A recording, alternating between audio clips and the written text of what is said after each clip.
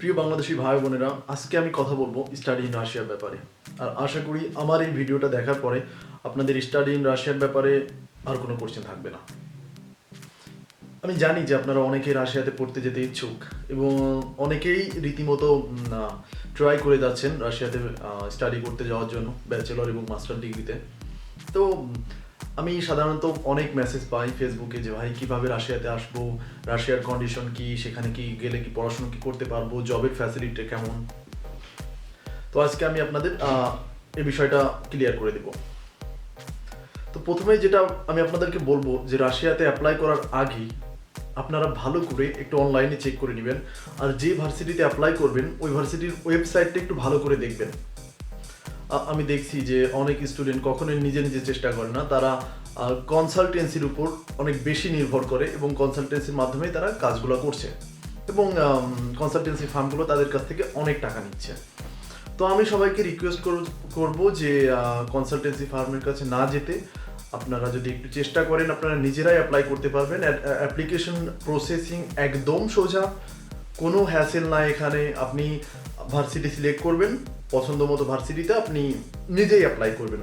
তো আপনি অ্যাপ্লাই করার পরে আপনি যখন অ্যাডমিশনটা পেয়ে যাবেন, অ্যাডমিশন পাওয়ার পরে আপনাকে মাসখানেকের মতো ওয়েট করতে হতে পারে, কারণ আপনার যে ইনভাইটেশন লেটার বানানোর জন্যে ভার্সিটি 1 মাস সময় নেয়, কারণ এটা ভার্সিটি বানায় না, এটা ইমিগ্রেশন থেকে আসে। তো 1 মাস সময় আপনার লাগবে। তো এই 1 মাসের মধ্যে আপনি যে কাজগুলো করতে পারেন, আপনি আপনার যে এডুকেশনাল ডকুমেন্টগুলো আছে সেগুলো আপনি বোর্ড থেকে এবং ফরেন মিনিস্ট্রি এবং এডুকেশন মিনিস্ট্রি থেকে আপনি অ্যাটাস্টেশন করায় ফেলতে পারেন। এটা খুবই জরুরি। আপনি রাশিয়াতে যদি পড়তে যেতে চান, রাশিয়া অথবা ইউরোপে, তো আপনার ডকুমেন্টগুলো অ্যাটাস্টেড করানোই লাগবে অবশ্যই। আর পরের যে কাজটা আপনি মনে রাখবেন যে রাশিয়াতে 2টা ল্যাঙ্গুয়েজে স্টাডি করা যায়, একটা ইংলিশে আর একটা রাশিয়ান ল্যাঙ্গুয়েজে। তো যদি আপনি রাশিয়ান ল্যাঙ্গুয়েজে পড়েন তো আপনাকে অবশ্যই মাথায় রাখতে হবে যে আপনার সমস্ত ডকুমেন্ট রাশিয়ান ল্যাঙ্গুয়েজে ট্রান্সলেট করতে হবে অ্যাম্বাসি ফেস করার আগে। আর আপনি কোন জায়গা থেকে আপনার ডকুমেন্টগুলো ট্রান্সলেট করতে পারবেন তার লিঙ্কটা আমি নিচে ডিসক্রিপশন বক্সে দিয়ে দিব, আপনারা দয়া করে একটু চেক করে নেবেন। আর যে কাজগুলো আপনি করবেন, আপনার সব ডকুমেন্টগুলোর ফটোকপি আপনি নোটারি করবেন। নোটারি কোথায় করতে পারবেন সেটা আপনারা জানেন অলরেডি। তো এগুলো করার পরে আপনি অ্যাম্বাসি ফেস করবেন।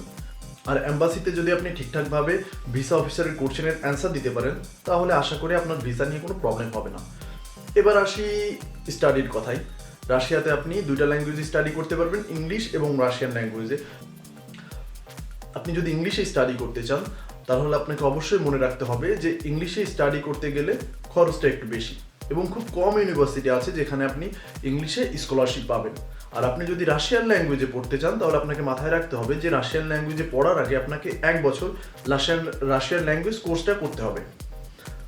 আর যদি আপনি স্কলারশিপে পড়তে চান রাশিয়ান ল্যাঙ্গুয়েজে তাহলে আপনার অবশ্যই রাশিয়ান কালচারাল সেন্টারে যোগাযোগ করতে হবে এবং তারাই আপনার সকল প্রসেসিং করে দিবে। আর যদি আপনি রাশিয়ান কালচারাল সেন্টার থেকে প্রসেস করেন তাহলে আপনাকে অ্যাম্বাসি ফেস করতে হবে না, তারাই আপনাকে ভিসা নিয়ে দিবে।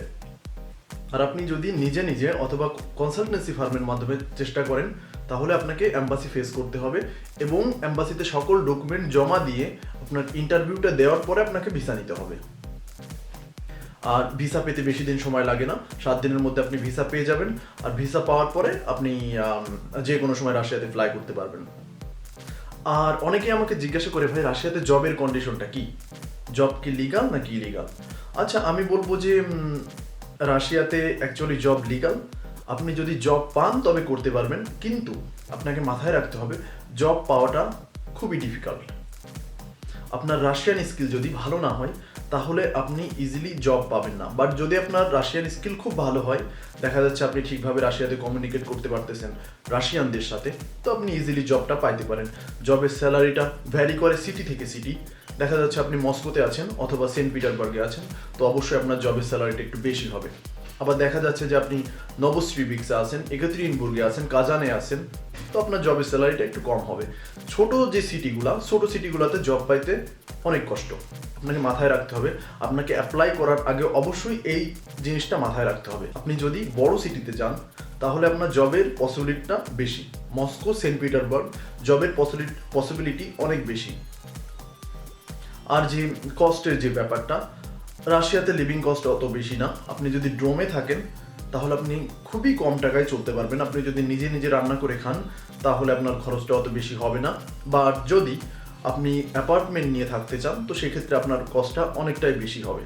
তো কস্ট কত হতে পারে এটা জানার জন্য আমি আপনাদেরকে রিকোয়েস্ট করব যে আপনারা ওয়েবসাইটগুলো চেক করুন। রাশিয়ান অনেক ওয়েবসাইট আছে যেখানে আপনি রাশিয়ার যে কস্টের ব্যাপারে আপনি দেখতে পারবেন যে ফুড কস্ট কেমন, ট্রান্সপোর্ট কস্ট কেমন, অথবা ভার্সিটির কস্টটা কেমন, সেগুলো আপনি ওয়েবসাইটে পেয়ে যাবেন।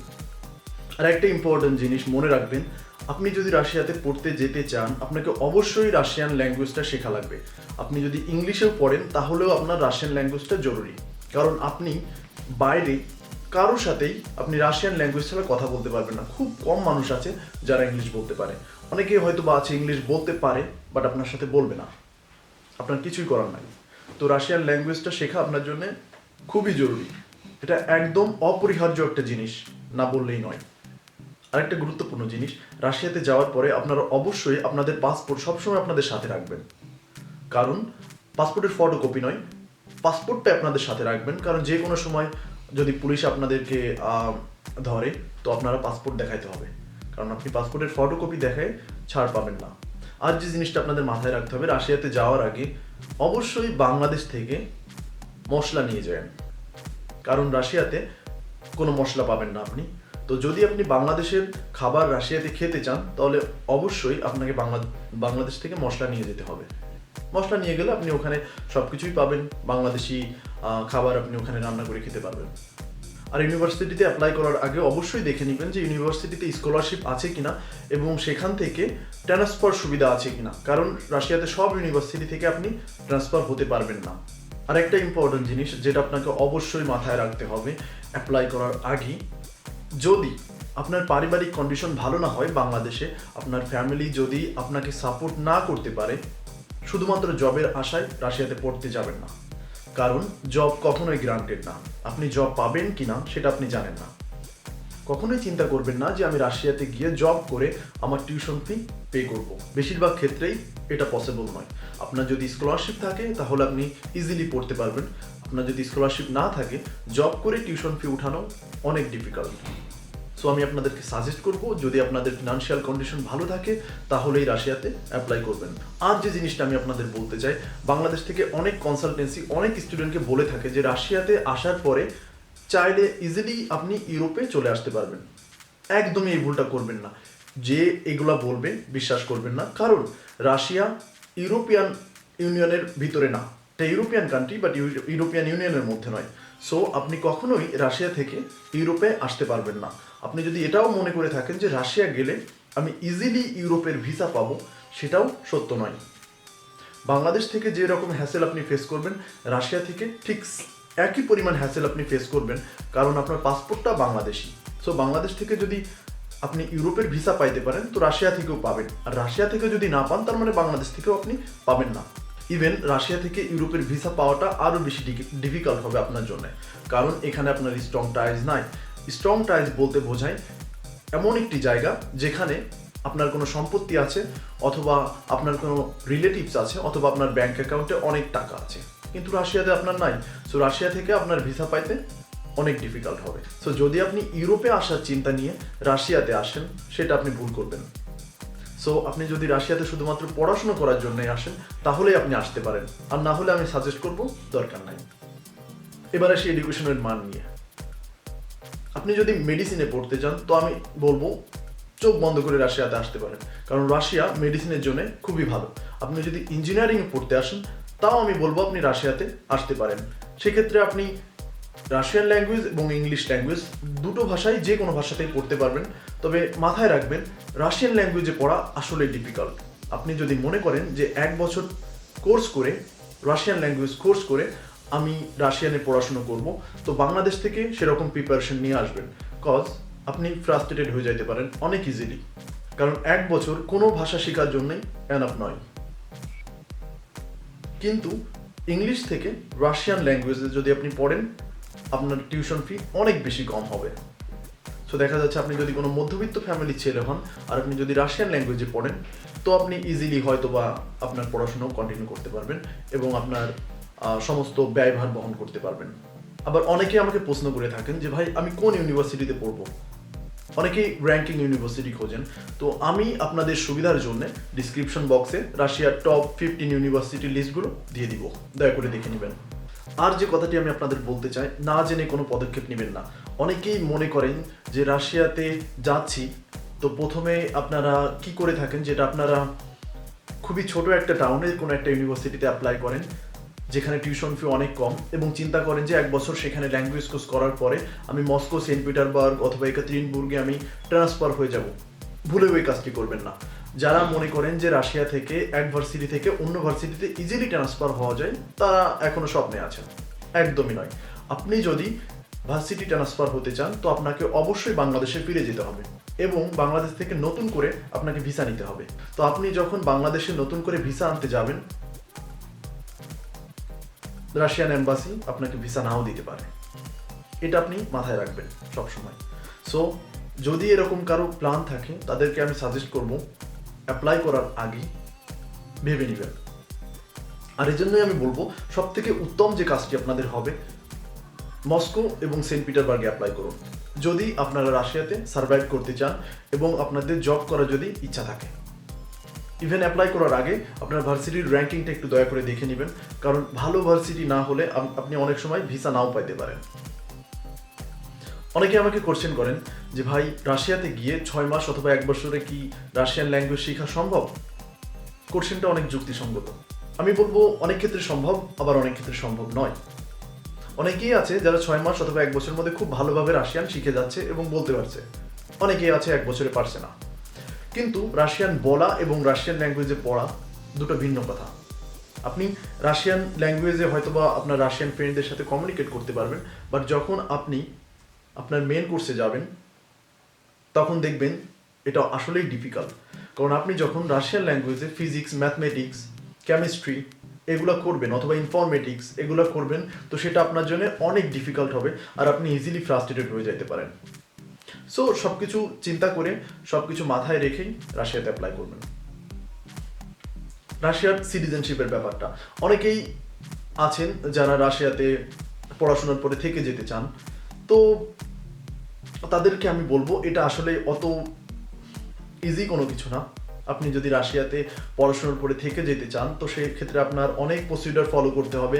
সিটিজেনশিপের যে ব্যাপারটা, ইজিলি সিটিজেনশিপ পাওয়া যায় না, বিশেষ করে যারা আমরা সাউথ এশিয়ার ভিতরে আছি তাদের জন্য আরও বেশি ডিফিকাল্ট। কিন্তু যারা দেখেন ধরা যাচ্ছে যে কাজাকিস্তান, আর্মেনিয়া, তারপর বেলারুস, এরা ইজিলি রাশিয়াতে থেকে যাইতে পারে, এদের জন্য প্রবলেম না। বাট আমাদের জন্য এটা অনেক বড় প্রবলেম। তো রাশিয়ান পাসপোর্টের যে সিস্টেমটা, আপনি যদি রাশিয়ান পাসপোর্ট পেতে চান তো আপনার অনেক প্রসিডিউর ফলো করতে হবে, অনেক রিকোয়ারমেন্ট আছে, অনেক কিছু আপনার ফলো করে অনেক দীর্ঘ পথ পাড়ি দিয়ে আপনাকে এটা পেতে হবে। আর সব থেকে ইজি যে জিনিসটা আছে, আপনি যদি বিয়ে করেন তো সেই ক্ষেত্রে হয়তো বা আপনি ইজিলি পেয়ে যাইতে পারেন। বাট এই চিন্তা নিয়ে আসবেন না যে আমি রাশিয়াতে গিয়ে কোনো রাশিয়ান মেয়েকে বিয়ে করে রাশিয়ান পাসপোর্ট পেয়ে যাব, এটা অনেক ডিফিকাল্ট। আপনি কখনোই শিওর না এই জিনিসটা নিয়ে যে কোনো রাশিয়ান মেয়ে আপনাকে বিয়ে করবে কি না। আর যে একটা করছেন আমি অফেন আপনাদের কাছ থেকে পাই যে ভাই রাশিয়াতে গেলে কি রাশিয়ান মেয়ে পটানো যাবে? তো আমি বলবো ভাই এটা ডিপেন্ড করে ইন্ডিভিজুয়ালের উপর। আপনি রাশিয়ান মেয়ে পটাইতে পারবেন কিনা সেটা ডিপেন্ড করে আপনার উপর। যদি আপনি পটাইতে পারেন আপনার গুড লাক, যদি আপনি না পটাইতে পারেন আপনার ব্যাড লাক। তবে এটা না যে রাশিয়ানরা আমাদের পছন্দ করে না। অনেক রাশিয়ান মেয়ে আছে যারা ফরেনারদের সাথে ডেট করতে চায়, কারণ তারা আমাদের সাথে মিশলে ইংরেজিটা শিখতে পারে। তারা অনেকেই ইন্ডিয়ান কালচারের উপর ইন্টারেস্টেড। সো আপনি যদি হিন্দি বলতে পারেন কিংবা ভালো ইংলিশ বলতে পারেন তো দেখা যাচ্ছে আপনি অনেক সময় রাশিয়ান গার্লফ্রেন্ড পেয়েও যাইতে পারেন। আর রাশিয়া অনেক ওপেন মাইন্ডেড কান্ট্রি, সেখানে আপনি সব ধরনের ফ্যাসিলিটি পাবেন। আপনার জীবনযাত্রার মানও অনেক উন্নত, লাইফও অনেক সেফ সেখানে। তো আপনি যদি রাশিয়াতে পড়তে আসতে চান তো যদি আপনি পারেন আপনার যদি ফ্যামিলি যদি আপনার এডুকেশনাল যে এক্সপেন্সেসটা ওটা যদি বহন করতে পারে, তাও আমি বলবো যে ওয়েলকাম, যেতে পারেন সেখানে। আশা করি আমার ভিডিওতে আপনাদের উপকার হবে। আর স্টাডি ইন রাশিয়ার ব্যাপারে যদি আপনাদের কোনো কোশ্চেন থাকে অবশ্যই কমেন্ট করবেন, আমি আপনাদেরকে অ্যান্সার দেওয়ার চেষ্টা করব। ধন্যবাদ।